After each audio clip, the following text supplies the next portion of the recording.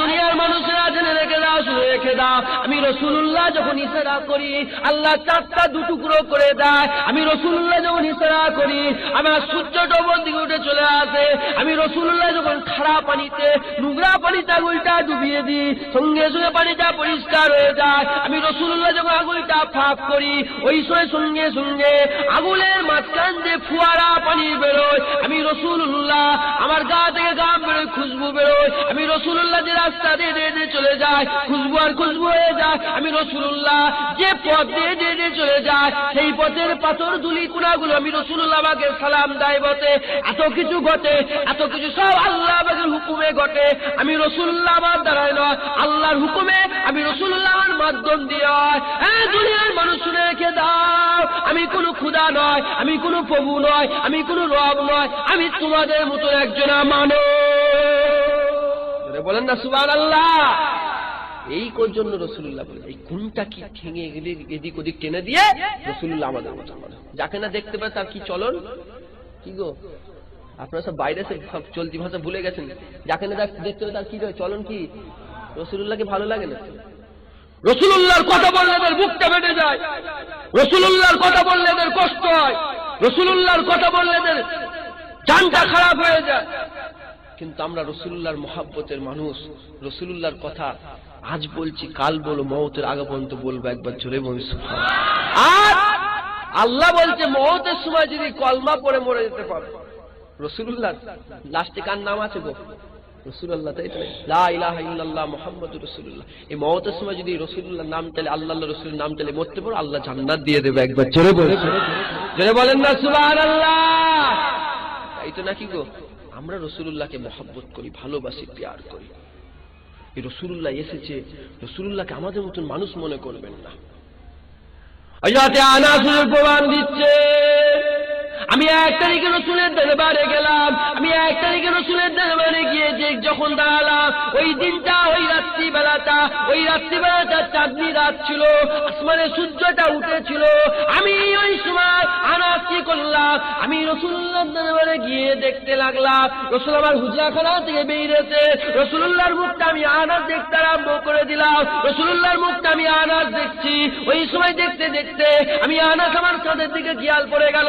আমি আনাস চাঁদকে দেখতে আরম্ভ করলাম, আমি আনাস চাঁদ দেখি, আমি আল্লাহ আনাস রাসূলুল্লাহর মুখ দেখি। এরকম দেখতে দেখতে আমি আনাস আমার মনের মধ্যে প্রশ্ন চলে এলো, আল্লাহ চাঁদ তৈরি করেছে, আল্লাহ রাসূলুল্লাহর মুখ তৈরি করেছে, আল্লাহ চাঁদ তৈরি করেছে, আল্লাহ রাসূলুল্লাহর মুখ তৈরি করেছে, কে বেশি সুন্দর? আমি আনাস একটু পরীক্ষা করব। এই না মনে করে আনাস একবার চাঁদ দেখে, একবার রাসূলুল্লাহর মুখটা দেখে, একবার রাসূলুল্লাহর মুখটা দেখে, একবার চাঁদ দেখে। এরকম দেখতে দেখতে আনাস হাদিসের মধ্যে লিখে দিলেন, আমি আনাস প্রমাণ পেয়ে গেছি আল্লাহ পাক রাসূলুল্লাহর মুখটা চাঁদের থেকেও বেশি সুন্দর করেছে। কি গো, রাসূলুল্লাহ আমাদের মতন মানুষ? 1,24,000 বা 2,24,000 নবী পয়গম্বরের মধ্যে সবচেয়ে খুবসুরত আল্লাহ পাক করেছেন কাকে জানেন? ইউসুফ আলাইহিস সালাম, তাই না? নবী পয়গম্বর এসেছিলেন ইউসুফ আলাইহিস সালাম। ইউসুফ আলাইহিস সালামের জামানায় 10 জনা মিশরের মহিলাকে দাঁড় করিয়ে দেওয়া হয়েছিল সামনে, হাতে একটা করে ছুরি দেওয়া হয়েছিল, আপেল দেওয়া হয়েছিল। তারা ইউসুফ আলাইহিস সালামের সামনে দাঁড়িয়ে আপেল হাতে আর ছুরি নিয়েছিল, আর বলা হয়েছিল আপেলগুলো কাটো। ইউসুফ আলাইহিস সালামকে দেখে এমন পাগল হয়ে গেছে, এমন দিওয়ানা হয়ে গেছে, তারা নিজেদের আপেল না কেটে মেয়েগুলো কি করেছিল গো? আঙুলগুলো কেটে ফেলে রক্ত কোনো খেয়াল নেই, দিওয়ানা হয়ে গেছে।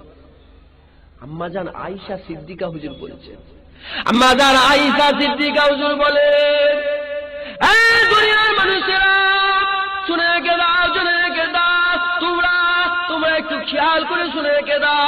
তোমরা কার কানে কথা বলছো? আমার রাসূলের কথা আমি আয়েশা বলি, শুনে রেখে দাও। আমার রাসূলের কথা আমি আয়েশা বলি, শুনে রেখে দাও। ওই মিশরের 10টা মহিলা যারা ইউসুফ আলাইহিস সালামকে দেখে আপেলের বদলে হাত কেটে ফেলেছিল, ওই মহিলাগুলো যদি আমার রাসূলুল্লাহকে দেখে ফেলতো, ওই মহিলাগুলো যদি দিন দুনিয়ার বাদশাকে দেখে ফেলতো, ওই মহিলাগুলো যদি সায়েন্সকে দেখে ফেলতো, ওই মহিলাগুলো যদি রসুলদের মসজিদের ইমামকে দেখে ফেলতো, ওই মহিলাগুলো কি করত, ওদের সামনে যদি রাসূলুল্লাহকে দাঁড় করানো হতো, তাদের হাতে যদি ছুরি দেওয়া হতো, তাদের হাতে যদি আপেল দেওয়া হতো, তারা কি করত, ওই ছুরি দিয়ে আপেল না কেটে, ওই ছুরি দিয়ে আগুন না কেটে, ওই ছুরিগুলো নিয়ে রাসূলুল্লাহর মহব্বতে পাগল হয়ে গিয়ে নিজেদের দিলগুলোকে কেটে ফেলতো, দিল কেটে ফেলতো রাসূলের মহব্বত। রাসূলুল্লাহকে আল্লাহ পাক এত সুন্দর করেছে। রাসূলুল্লাহ আমাদের মতন মানুষ। রাসূলুল্লাহ দুনিয়ার জমিনে এলেন আমন্ত্রণ করতে, হুর এলো, হুর, আল্লাহ পাক হুর পাঠালেন। শিশু নবী আমার পড়ে আছে, আল্লাহ পাকের সব মালাইকা ফেরেশতা একে একে একে একে একে হুজুরকে দেখতে এসলেন, হুজুরকে দেখতে এসলেন। হুজুরকে যখন সমস্ত মালাইকা ফেরেশতাদের দেখা হয়ে গেল, ফুফুজান ভিতরে ঢুকেছে, ফুফুজান রাসূলুল্লাহকে দেখতে এলে, রাসূলুল্লাহকে যখন ফুফুজান দেখতে এলে, তাকে শিশু নবী আমার মাথাটা এপর করে গুজে আর মুখ দিয়ে যেন কি একটা বলছে, ফুফুজান কানটা মুখের কাছে নিয়ে যায়, দেখা যায় শিশু নবী ওই জায়গায় পড়ে পড়ে ইয়া হাবল উম্মতি, ইয়া হাবল উম্মতি, আল্লাহ বল উম্মতের কি হবে, উম্মতের কি হবে বলে ওই বাচ্চা বেলায় আমাদের জন্য আল্লাহ দরবারে দোয়া করে। রাসূলুল্লাহ বিয়াদবি করেন নে, আল্লাহ সব শেষ করে দেবে। কথা ঠিক না? আগে নামাজ না আগে রসুল বলেন তো, জোরে বলেন, আগে রসুল তারপরে নামাজ। আপনি নামাজ পড়েন নে, আপনার ইমানটা কমজোর হয়ে গেল, ইমানটা নষ্ট হলো না, আপনি বেঈমান হয়ে গেলেন। আপনি নামাজ পড়ছেন, রসুলের স্থানে খারাপ মনোভাব আপনার, রসুলুল্লাহর স্থানে খারাপ ধারণা আছে, খুদার কসম ওই নামাজ আপনাকে জান্নাত নিয়ে যেতে পারবে না। পারবে? ওই রোজা আপনাকে জান্নাত নিয়ে যেতে পারবে না। নামাজ পড়ে পড়ে যদি কপাল কালো করে ফেলে, আপনার লাভ কিছু হবে না। হবে ভাইজান রাসূলুল্লাহকে মহব্বত করে, রাসূলুল্লাহকে তো ভাইজান রাসূলুল্লাহকে মহব্বত করবেন, ভালোবাসবেন, প্যার করবেন, খুশি হবে কে? পৃথিবীতে আল্লাহ যত কিছু সৃষ্টি কে তৈরি করেছে? জোরে বলেন। 1,24,000 বা 2,24,000 নবী পয়গম্বর কে তৈরি করেছে? আল্লাহ। যত কিছু সুন্দর সুন্দর পাখি থেকে আরম্ভ করে 18,000 মখলুকাত কে তৈরি করেছে? সব আল্লাহ তৈরি করেছে। সবচেয়ে বেশি আল্লাহ কাকে ভালোবাসে? যত সৃষ্টি আছে সবচেয়ে বেশি কেউ কাকে আল্লাহ পাক ভালোবাসে? রাসূলুল্লাহকে আল্লাহ পাক সবচেয়ে বেশি ভালোবাসে। একবার জোরে বলুন সুবহানাল্লাহ, জোরে বলেন সুবহানাল্লাহ। মুসলমান এসে একটু খেয়াল করে শুনে রেখে দেন, দিন দুনিয়া বাদশাহ হাবিবুল্লাহ জনাবে মুহাম্মদুর রাসূলুল্লাহ সাল্লাল্লাহু আলাইহি সাল্লাম আল্লাহ পাক এত বড় নিয়ামত করেছে। রাসূলুল্লাহকে কারা ভালোবেসেছিল?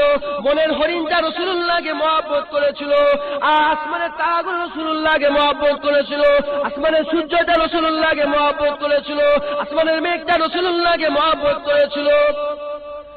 মসজিদে নববী শরীফে একটা শুকনা খেজুর গাছ, জীর্ণ শীর্ণ খেজুর গাছ রাসূলুল্লাহকে মহব্বত করেছিল, পাথরের কোনাগুলো রাসূলুল্লাহকে মহব্বত করেছিল, আরবের জমিনে বড় বড় চট্টানগুলো রাসূলুল্লাহকে মহব্বত করেছিল। একবার জোরে বলুন সুবহানাল্লাহ।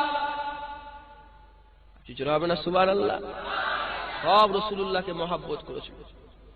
কিছু মহব্বতের কথা শোনাই কিতাবের মধ্যে পাওয়া যায়। রাসূলুল্লাহ যখন বড় বড় চট্টানের উপর দিয়ে খালি পায়ে, মুবারক পাটায় যখন জুতো মুবারক থাকতো না, ওই খালি পায়ে যখন রাসূলুল্লাহ হেঁটে হেঁটে হেঁটে হেঁটে যখন ওই চট্টানের উপরে পাটা দিত, পাটা দেওয়ার সঙ্গে সঙ্গে রাসূলের মহব্বতে ওই পাথরটা নরম হয়ে যেত, রাসূলুল্লাহর পাটা পাথরের উপরে বসে যেত। একবার জোরে বলুন সুবহানাল্লাহ। পাথর নরম হয়? পানি দিলে নরম হবে? কাদা কাদা হবে? কোন কেমিক্যাল আছে নরম হবার? আছে? নেই। আমি নিজের চোখে দেখেছি, আপনারা হয়তো দেখেছেন। এই আপনার দিল্লিতে জুম্মা মসজিদ আছে না, ওই জুম্মা মসজিদে একটা পাথর রাখা আছে। এবং যারা হাজী সাহেব হজ করতে যায়, আরবের জমিনে মিউজিয়াম আছে না নাই? কি আরবের মিউজিয়ামে কি দেয়? রাসূলুল্লাহর পাগড়ি দেখায়, রাসূলুল্লাহর লুটা মুবারক দেখায়, লাঠি মুবারক দেখায়, দেখায় না? দেখায় না? ওর সাথে সাথে একটা পায়ের ছাপ দেখায়। কোথায় পায়ের ছাপ? পাথরের উপরে পায়ের ছাপ। এই পায়ের ছাপটা পড়লো কি করে? কি করে পড়লো? আপনি পা দিলে পাথর জীবন নরম হবে গো? আরে কথা বলে, রাসূলুল্লাহ যখন পাটা একদম খালি পায়ে পা দিত, রাসূলুল্লাহর পাটা খালি পা আছে আর শক্ত পাথর, রাসূলুল্লাহ পায়ে আঘাত লেগে যাবে, পাথর নরম হয়ে যেত, রাসূলুল্লাহ পাটা বসে যেত। একবার জোরে বলে সুবহানাল্লাহ। আমি নিজে হাতে করে দেখেছি, ভালো করে মাথা থেকে সব জায়গায় লেগেছে। এবার তাতে যদি কেউ খারাপ মনে করে, মনে করে কি গো, এই মহব্বত, তাই তো নাকি গো?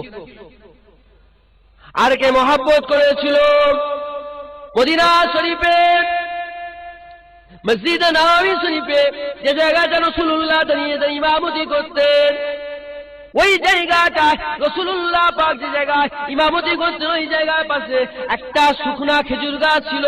খেজুর গাছটা মরা ছিল। ওই শুকনো খেজুর গাছটা, ওই খেজুর গাছটা রাসূলুল্লাহকে মহব্বত করেছিল। রাসূলের ইত্তেবা করবেন না করবেন না? আপনারা সবাই আল্লাহর মহব্বত পেতে চান না চান না? আমার আল্লাহ কি বলছে শুনবেন। আল্লাহ পাক কোরআনে বলেন, কুন ইন কুনতুম তুহিব্বুনাল্লাহ ফাত্তাবিউনি ইউহিব্বুকুমুল্লাহ ওয়া ইয়াগফির লাকুম যুনুবাকুম আল্লাহু গফুরুর রহিম। আমার বান্দা, তোমরা যদি আমি আল্লাহ আমার মহব্বত পেতে চাও, আমার ভালোবাসা হাসিল করতে চাও, আমার প্যার, আমার মহব্বত হাসিল করতে চাও, আমার হাবিবের ইত্তেবা করো, আমার হাবিবের অনুসরণ করো। তোমরা যদি আমার হাবিবের অনুসরণ করো, আমি আল্লাহ কি করব? আমি আল্লাহ তোমাদের জীবনের সমস্ত গুনাহ মাফ করে দেব। কেন মাফ করব? আমার কি ক্ষমতা আছে? আমি হচ্ছি গফুরুর রহিম, আমি মাফ করনেওয়ালা। জীবনের সমস্ত গুনাহ আমি আল্লাহ মাফ করে দেব। কার অনুসরণ করলে? রাসূলের অনুসরণ করলে আল্লাহর মহব্বত পাওয়া যাবে, আল্লাহ গুনাহ মাফ করে দেয়। কি গো, রাসূলের অনুসরণ করবে? রাসূলের কথা বলছি বলে আপনাদের কষ্ট হচ্ছে না তো? হ্যাঁ, ওই মসজিদে নববী শরীফে যে জায়গা থেকে রাসূলুল্লাহ ইমামতি করতেন, পাশে একটা খেজুর গাছ ছিল। খেজুর গাছটা, ঘটনাটা এমন ছিল যে ইসলামে মানুষ আস্তে আস্তে বেড়ে গেল। কথা ঠিক না ভুল? ইসলামে মানুষ আস্তে আস্তে বেড়ে গেল। রাসূলুল্লাহ সাহাবা 1 লক্ষেরও বেশি হয়ে গিয়েছিল। একবার জোরে বল সুবহানাল্লাহ। রাসূলুল্লাহ বিদায় হয়ে যে ভাষণ দিলেন, 1 লক্ষেরও বেশি সাহাবা। একবার জোরে বল সুবহানাল্লাহ। তাহলে মসজিদে নববী শরীফটা প্রথমে ছোট ছিল, এবার সাহাবা বেড়ে গেছে, মসজিদ নববী ছোট হয়ে যাচ্ছে, লোক ধরছে না। তাহলে কি গো, মসজিদ নববী শরীফটা বাড়াতে হবে তো নাকি গো? রাসূলুল্লাহ বললেন, বাবা সাহাবা, এই মেম্বারটাকে তোমরা চাগাও, মেম্বারটাকে চাগিয়ে একটু সামনের দিকে একটা নির্দিষ্ট জায়গা, রাসূলুল্লাহ বলেন ওখানটায় দাও। সামনে মেম্বার চলে গেলে পেছনে জায়গা পাচ্ছে না, কমছে গো। তাহলে লোক বেড়ে যাবে না কমে যাবে? বাড়বে। রাসূল আমার নির্দিষ্ট জায়গা দেখিয়ে দিলেন। রাসূল আমার নির্দিষ্ট জায়গা দেখিয়ে দিলেন। ওই সময় রাসূলুল্লাহ তাকাবার পরে রাসূলুল্লাহ চলে গেলেন। সাহাবা হুজুরা কি করলেন? ওই মেম্বারটা জাগালে, চাগিয়ে ওই নির্দিষ্ট জায়গায় ওই মেম্বার শরীফটা লাগিয়ে দিলেন। মেম্বার শরীফটা রেখে দিলেন। রাখার সঙ্গে সঙ্গে সাহাবা হুজুরদের কানে একটা কান্নার আওয়াজ চলে আসে। সাহাবা হুজুরের কানে কি হচ্ছে? কি এসছে? কান্নার আওয়াজ এসছে। সাহাবা হুজুরদের কানে কান্নার আওয়াজ আসে। সাহাবা হুজুরের ব্যতিব্যস্ত আরম্ভ হয়ে গেলেন। সাহাবা হুজুরের ব্যতিব্যস্ত আরম্ভ হয়ে গেছে। কেন ব্যতিব্যস্ত আরম্ভ হয়ে গেছে? কারণটা হচ্ছে যে কান্নার আওয়াজটা আছে, সেই কান্নাটা খুব সুন্দর কান্না, এত মধুর কান্না, এত করুণ কান্না সাহাবা হুজুর আগে কোনোদিন শোনে না। ওই কান্নাওয়ালা মানুষটাকে খোঁজার জন্য হুজুরের সাহাবারা খুঁজে আরম্ভ করে দিয়েছে। খুঁজে পেরেছান, এদিক ওদিক এগুলি সেগুলি খোঁজে, মসজিদে নববী শরীফের আশেপাশে খোঁজে, কোথাও কান্নার আওয়াজ, কোথাও কান্নার আওয়াজ কান্নেওয়ালা ওই বাচ্চাটাকে পাওয়া যাচ্ছে না। কান্নার আওয়াজটা আছে, কান্নেওয়ালাটাকে পাওয়া যাচ্ছে না। ওই সময় মসজিদ নববী শরীফের মধ্যে পুনরায় প্রবেশ করেছে। যখন মসজিদ নববী শরীফের মধ্যে প্রবেশ করেছে, মসজিদ নববী শরীফের মধ্যে প্রবেশ করে আর ওই জায়গায় পুরাতন মেম্বারের গোড়ায় গেছে। পুরাতন মেম্বারের গোড়ায় যাওয়ার সঙ্গে সঙ্গে দেখা যায় রাসূলুল্লাহ ওই যে মেম্বার শরীফের ধারে একটা খেজুর গাছ ছিল, ওই খেজুর গাছের ভিতর থেকে কান্নার আওয়াজটা চলে আসে। মরা খেজুর গাছ, ওর ভিতর থেকে কান্নার আওয়াজ এসছে। মরা খেজুর গাছ, ওর ভিতর থেকে কান্নার আওয়াজ আসছে। রাসূল পাক সাল্লাল্লাহু আলাইহি সাল্লামের সাহাবা হুজুর অবাক হয়ে গেল। কাকে ডাকবে গো? কাকে ডাকবে? রাসূলুল্লাহর কাছে খবর চলে গেল। রাসূল আমার দুনিয়ার বাদশা রাসূল আবার ওই সময় মসজিদে নববী শরীফের মধ্যে প্রবেশ করলেন। মসজিদে নববী শরীফের মধ্যে প্রবেশ করে ওই খেজুর গাছের গোড়ায় চলে গেলেন। খেজুর গাছের গোড়ায়